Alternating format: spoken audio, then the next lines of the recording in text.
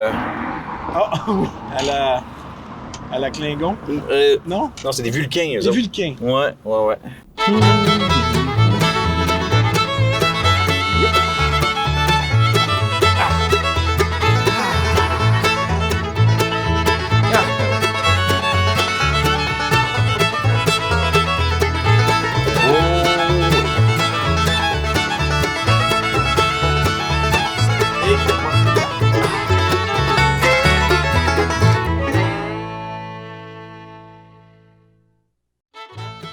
Aujourd'hui, on rencontre Jean-François Gascon, qui est co-directeur artistique au Théâtre Parmi nous, puis on va jaser de culture. Restez avec nous.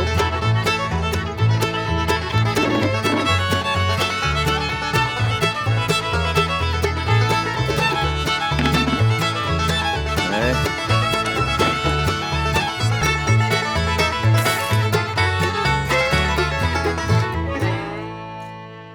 On va garder le 2 mètres réglementaire. Salut Jean-François. Salut Alexandre, ça me fait plaisir de te rencontrer. Moi aussi. Belle chaise. Ben merci, écoute, on va mettre un petit peu de chaleur dans... En vacances. dans notre Je pense décor. que là, tu recules un peu. Oh, OK. Ouais, là, t'es correct. OK. Bon, excellent. On se serre la main virtuellement.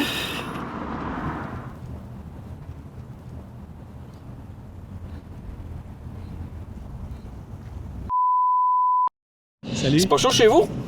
Non, surtout que ce matin, on s'est réveillé avec de la neige. Ouais. On est le 8 mai aujourd'hui. Il y a de la neige. L'air de rien, hein? Il me semble que... Fait combien de temps que t'es au théâtre ici? Écoute, moi, j'ai commencé à travailler au Parmi nous en 1996. 96? Ouais, OK. je sortais de l'école de théâtre. Ouais. Un jeune acteur qui cherchait du travail.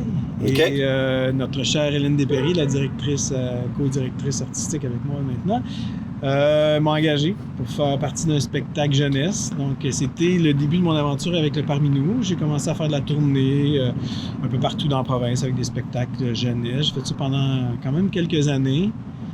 Puis à un moment donné, ben écoute, j'ai eu un enfant, j'ai eu envie d'espace et j'habite à Montréal dans ce temps-là, comme un bon acteur qui sort d'une école de théâtre. Hein?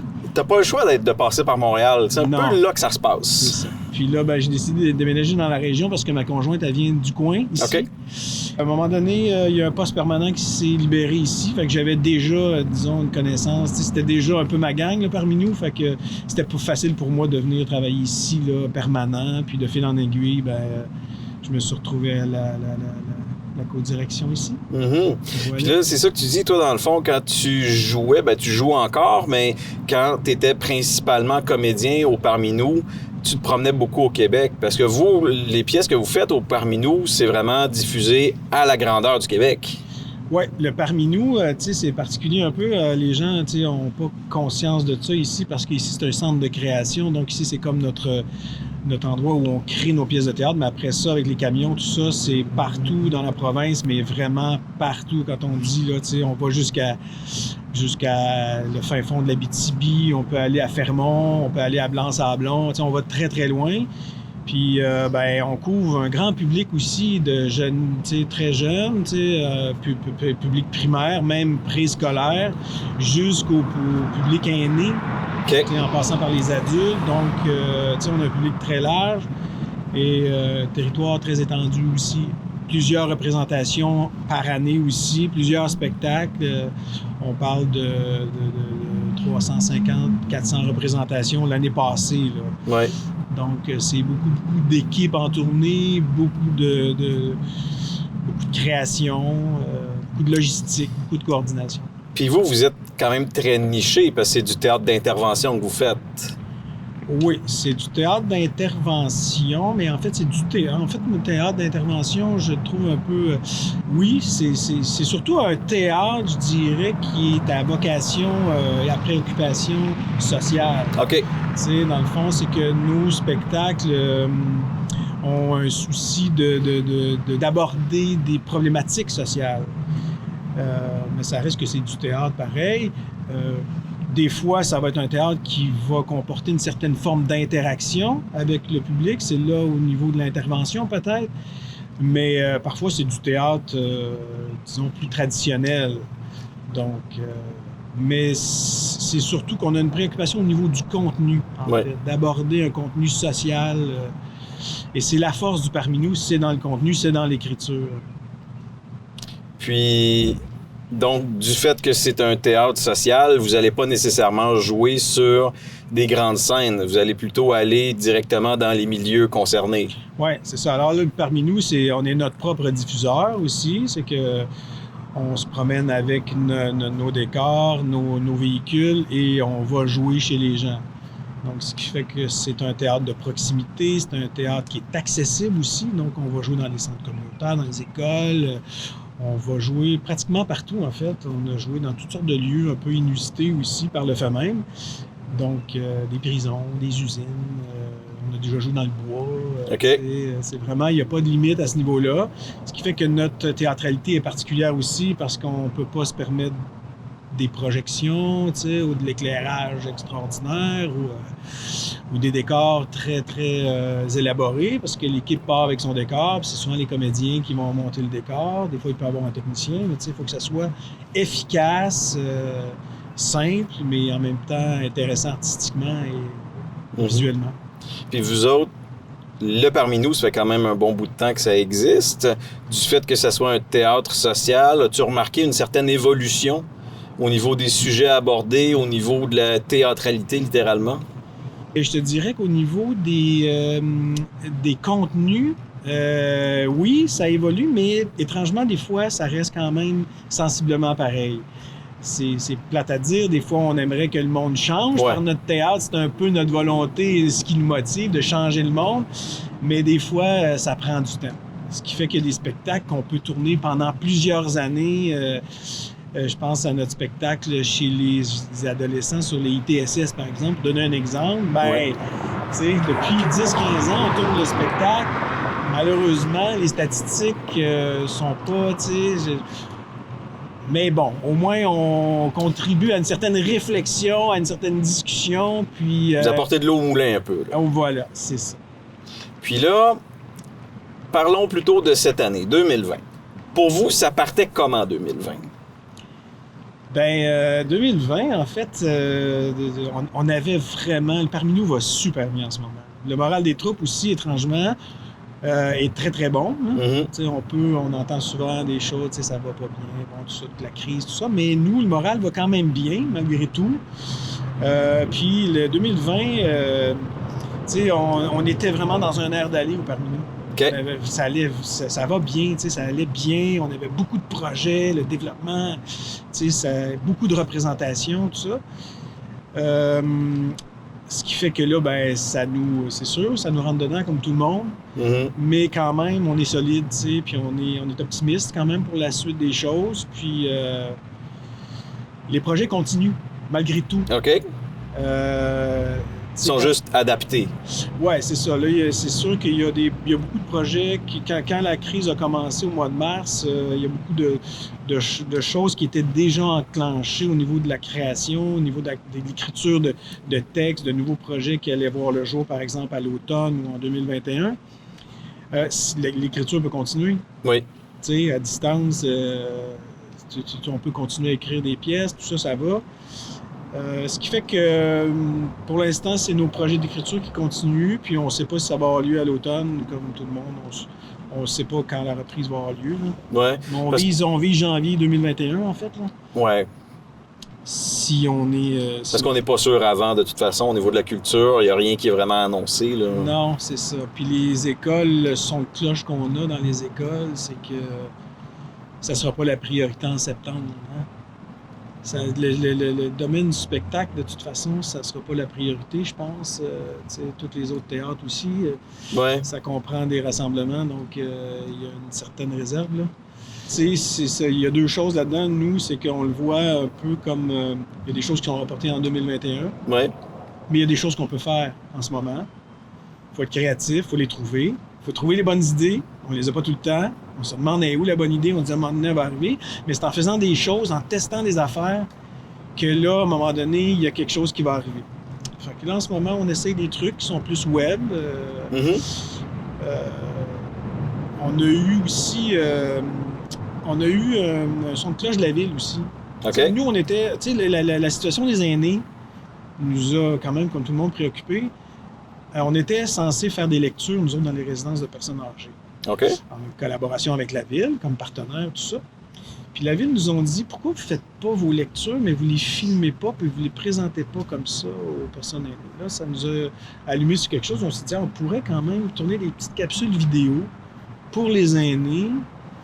Fait qu'on a eu, de fil en aiguille, on a eu l'idée de récupérer 2 personnages, nous, qu'on a, qui ont fait partie d'une pièce de théâtre, qui servent comme un peu de lien entre ces histoires-là à raconter aux aînés. Donc, on a commencé à faire des capsules vidéo là-dessus, c'est les allumeuses qui s'appellent. C'est 2 bénévoles dans le milieu qui ont envie de raconter des histoires à nos aînés. Donc là, ça commence là, à circuler, puis on teste la chose. Là. OK, parce que là, en date d'aujourd'hui, il y a 3 capsules qui sont disponibles. Ouais.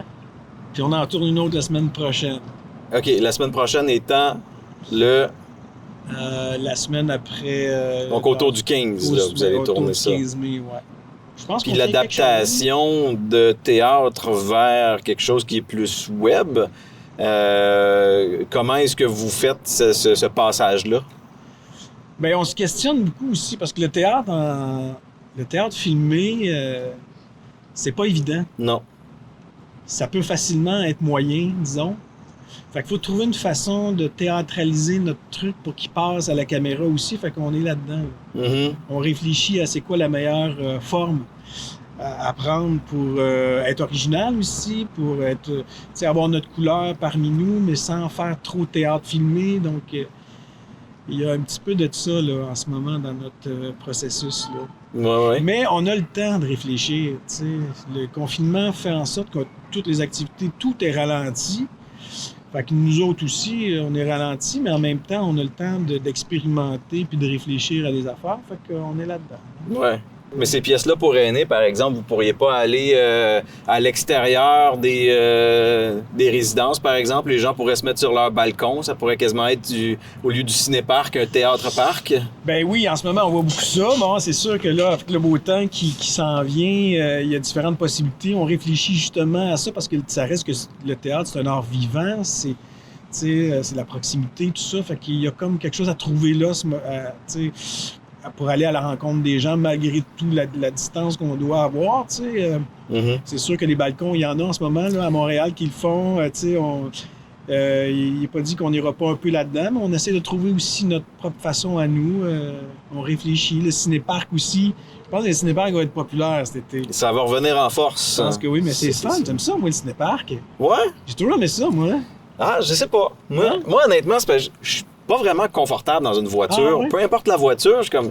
OK. Tu sais, ça me... Prends ta petite chaise de même, tu la mets à côté de ton char, tu sais. Il y a ça. Mais moi, ça j'avais me pas rappelle pensé. mon enfance, le ciné-parc, c'est pour ça.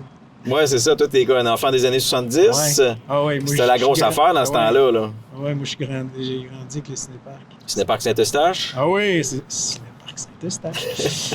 Mais non, moi, j'aime ça. Mais en tout cas, c'est pas dit que le théâtre va aller dans cette direction-là non plus, mais il y a quelque chose à... C'est une piste de solution, du moins. Il y aurait peut-être de quoi à faire. Ouais. Parce qu'un théâtre, pas de public, Ouais. ça tombe à plat un peu. C'est ça.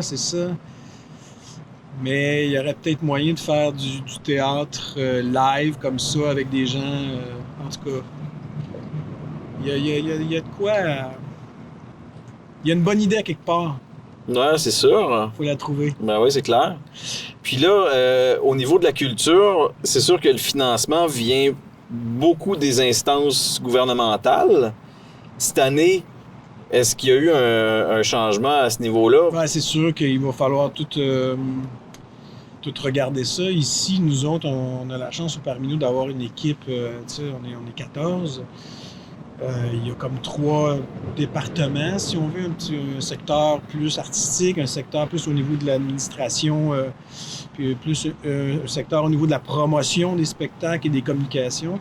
Donc, il y a des gens qui travaillent en ce moment justement sur les budgets, sur tout ce qui est les bailleurs de fonds, toutes les demandes de subventions, tout ce qui est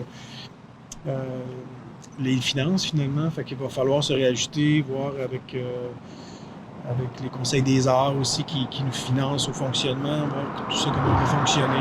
Ouais. Parce qu'il y a des sommes qui étaient attribués à des projets en 2019-2020 qui, là, ça a fini abruptement pour des tournées. Fait que ça va être reporté l'année prochaine. Donc, tout ça, c'est à voir, là, comment ça va faire, tu sais, pour la suite des choses. C'est sûr. Mais en même temps, fragilise en même temps tous les organismes, tout le monde, là.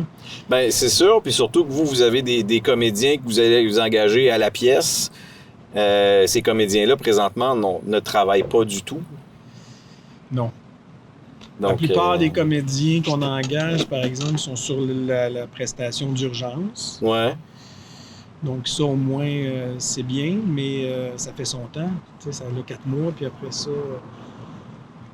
c'est à voir aussi avec l'Union des artistes, tout ça. C'est tout à évaluer, là. Ben oui, c'est ça. Ouais. Parce que le PCU, oui, c'est 4 mois. Peut-être que ça va être renouvelé, mais là, on est dans le néant. Là. Tout le monde est dans le néant parce qu'on ne sait pas comment ça va évoluer. Il y a le ministre Guilbeault aussi au Canada, le Patrimoine Canada, qui est comme le ministre de la Culture au fédéral, là, qui a annoncé un 500 millions pour la culture, pour le spectacle, tout ça. Il n'est pas entré dans les détails, mais c'est sûr qu'il y a des choses qui vont toucher toutes les compagnies de théâtre, les organisations, les diffuseurs, tout ça. Si ça perdure comme on anticipe, dans le fond, tu sais. Ben, même hier, la ministre québécoise de la Culture a pas fait une annonce. Elle a dit qu'elle allait faire une annonce à un moment donné, mais il n'y a pas de détails là-dedans non plus, donc l'incertitude reste, là. C'est ça, fait que je pense que là, pour l'instant, attendre un peu avant d'annoncer des trucs trop précis. Parce que ce qu'on entend là, la semaine prochaine, ça évolue tellement que ce qu'on dit aujourd'hui, la semaine prochaine, c'est pas vrai. Ben non, c'est ça. Mais il y a quand même un certain déconfinement qui commence, les écoles primaires. C'est sûr, tu disais tantôt que c'était pas vous la priorité, du moins l'extra matière qui va être donnée, c'est pas la priorité, mais à un moment donné, peut-être que vous autres, vous allez faire partie de cette équation-là, parce que, vu votre théâtre, vu le fait que vous abordez des thèmes sociaux, ben, ça serait peut-être important, justement, d'avoir accès à ça pour ces enfants-là, pour cette frange de la population-là. Bien, nous autres, on pense que si là, le virus se calme les nerfs un peu, là, bon, la rentrée va se faire progressivement. Il n'y aura peut-être pas de théâtre à la rentrée, mais on pense que si ça va bien, en janvier, ça va repartir. Nous, on a des solutions pour diffuser avec des publics plus petits. Tu sais, il va falloir nous proposer des solutions un peu... des fois, le monde en milieu scolaire, ils ne savent pas nécessairement comment gérer ça aussi avec les publics. Tu sais. Si jamais ils disent, ben non, nous, on ne peut pas présenter parce que notre école a 400 jeunes, ben c'est à nous aussi de dire, regardez, on va vous en faire 2 représentations, puis on va faire des plus petits publics, puis on va espacer. Dans ce cas-là, je pense que les écoles vont être plus ouvertes à l'idée de pouvoir présenter s'ils sont capables de présenter avec des plus petits publics. Fait que ça va être à nous aussi d'être créatifs là-dedans et de pouvoir diffuser, parce que sinon, je pense que ça va être difficile. Ben ouais. Puis de faire une pièce sur les mesures d'hygiène actuelles. Ah, peut-être, oui, c'était une bonne idée. Ça s'inspire-tu un peu? Oui, ça pourrait être... on pourrait faire quelque chose avec ça. Ouais. Surtout qu'on s'entend que pour les jeunes, surtout les d'âge primaire, tout ce qui est distanciation physique, c'est pas acquis nécessairement, là. Non. J'ai l'impression qu'il va y avoir beaucoup d'éducation à faire justement à la rentrée. Ça va être beaucoup là en ce moment aussi, là, les rentrées qu'ils vont avoir, ça va être beaucoup là-dessus. Là. Ouais. J'ai l'impression que peut-être que même à ce niveau-là, toute la matière scolaire, ça va prendre ça va prendre du temps avant qu'on embarque là-dedans. Ouais, je pense. Ouais. Je t'ai parlé des capsules pour les aînés. Ouais. Mais on fait aussi des capsules pour les enfants. OK. Ouais. Il y a un projet, nous, qu'on a fait. C'est un projet qui se fait 2 ans qu'on a créé. C'était un projet de la table régionale en éducation du Centre du Québec. Ouais. À la base, c'était une pièce de théâtre qui était pour un public préscolaire. C'est un public qu'on connaissait, qu'on n'avait pas... à ma connaissance, on n'avait pas de spectacle pour le préscolaire. Ouais. En tout cas, s'il y en a déjà eu un, ça fait très longtemps que moi, je n'ai pas connu. OK. Puis, on a créé, dans le cadre de ce spectacle-là, qui était présenté ici ou parmi nous pendant une quinzaine de représentations. OK. C'était pour en fait, à la base, c'était un projet qui était pour les tout-petits, mais avec les grands-parents, un peu intergénérationnel. Ouais, OK. Puis la pièce, elle mettait en scène une petite fille avec son grand-papa, tout ça, qui allait à la pêche au mot, tout ça. Dans le cadre de ce projet-là, on a créé des petits livres et on a créé le personnage d'un pêcheur qui vient raconter une histoire de pêche, tout ça. Et on a fait des capsules vidéo dans le cadre de ce projet-là avec le pêcheur en question qui s'appelle Joe. Okay. Et lui, son environnement, il est chez eux, dans le fond. Il raconte des histoires, mais il est avec un petit ver de terre, qui est une petite marionnette. Ver de terre et un poisson-chat. Donc, c'est ça son univers, lui. Et on a continué, dans le cadre du confinement, on a continué à faire ces capsules vidéo-là avec Joe qui raconte des histoires avec sa petite marionnette. Mais c'est aussi l'objectif derrière ça, c'est d'intéresser les jeunes à la lecture, en fait. Okay. Au plaisir de la lecture, de la découverte des livres. Parce que préscolaire, bon, on s'entend qu'il n'y a pas de lecture encore, mais c'est apprivoiser le livre comme un objet avec des images, mais aussi apprendre tranquillement à regarder les mots et tout ça. Mm-hmm. Qu'un livre peut être un loisir, c'est pas juste quelque chose pour apprendre, mais ça peut être un loisir. C'est ça, parce que la table régionale en éducation a toujours dit que les jeunes qui apprennent à aimer les mots et les livres très jeunes, c'est prouvé qu'il y a une espèce un goût pour aller à l'école, une persévérance scolaire, carrément. Fait qu'on continue avec nos petites capsules qui sont diffusées sur le web. Là. On a un petit micro-site là, et on fait une capsule par semaine pour les enfants et on leur donne on leur propose des activités en lien avec des livres, tout ça. Fait que ça, c'est une des choses qu'on fait en ce moment aussi qui est... Puis ça, les capsules sont déjà disponibles? Oui, ils sont disponibles. Il y a un petit site, là. Je pense que si vous allez sur la page Facebook du Parmi nous, vous avez les liens, là, ils sont là. OK. Ouais. On va mettre notre équipe de recherche là-dessus, on va le trouver. C'est bon. Mais ça aussi, ça pourrait être une porte d'entrée pour les écoles, que déjà, les écoles qui commencent déjà à ouvrir puissent avoir accès à ce matériel-là, le diffusent à leurs élèves. Certain. Là, c'est sûr qu'on est en préscolaire, mais tu sais, c'est quand même un autre milieu, mais quand même, il y a quelque chose là. Mm-hmm. Oui, mais on commence déjà à avoir des maternelles 4 ans, donc oui, on est pas mal dans ce groupe d'âge-là. Vraiment, oui, c'est tout à fait, c'est 3, 4, 5, là, on est là-dedans. Ouais. Bon, super ça. Puis là, on parlait de confinement plus tôt. Toi, as-tu ressenti les effets de ça? As-tu eu à prendre justement un break de quelques semaines ou si toi, c'est... Ben nous, là, étrangement, ça n'a pas arrêté. Ça n'a pas arrêté? Non, on travaille un peu moins par semaine, forcément, parce que ça ralentit au niveau des projets, tout ça. Mais on a quand même beaucoup de choses à faire au niveau, tu sais, parce qu'au Parmi nous, on est nos propres administrateurs, une coopérative de travailleurs de théâtre. Donc, on est notre propre, on est employé-employeur, donc on a une partie gestionnaire aussi. Donc là-dessus, ben, ça continue. On a beaucoup de choses à régler quand même, là, malgré tout. Je te l'ai pas demandé au début, mais ça a dû être quand même tout un pas à faire pour un comédien qui joue. Là, soudainement, tu te retrouves à faire des tâches administratives. Oui. Oui. C'est sûr que ça, c'est quelque chose qui s'apprend sur le tas un peu. Dans mon cas, mais beaucoup aussi au Parmi nous, on a tous été comme ça parce il y a beaucoup d'artistes ici au Parmi nous qui travaillons au niveau de l'administration. Tu sais, même dans notre équipe de marketing, promotion, il y a une musicienne, Louise, il y a Emmanuel qui est une comédienne aussi qui a fait de la télé, qui a joué dans Watatata dans les années 80. Il y a Ariane qui est sortie de l'école de théâtre de Saint-Hyacinthe il y a quelques années à peine, qui est comédienne, chanteuse, qui est musicienne. Donc, tu sais, il y a Hélène qui est comédienne aussi, puis il y en a d'autres aussi. Daniel qui est à l'administration, au management, qui, lui, est un musicien. Daniel Sicotte, ancien directeur général de la commission scolaire, qui est musicien, arrangeur, compositeur. Donc, tu sais, on a tout un background artistique. Donc, tout ce côté administratif-là, il faut l'apprendre. Puis moi, dans mon cas... je l'ai appris sur le tas, c'est sûr. Ouais. Je l'apprends encore. Petit peu par petit peu. Oui, c'est ça. Excellent. Donc, toi qui n'as pas arrêté, on peut pas dire que tu as fait... tu t'es découvert une nouvelle passion ou tu as parti un projet de confinement ou...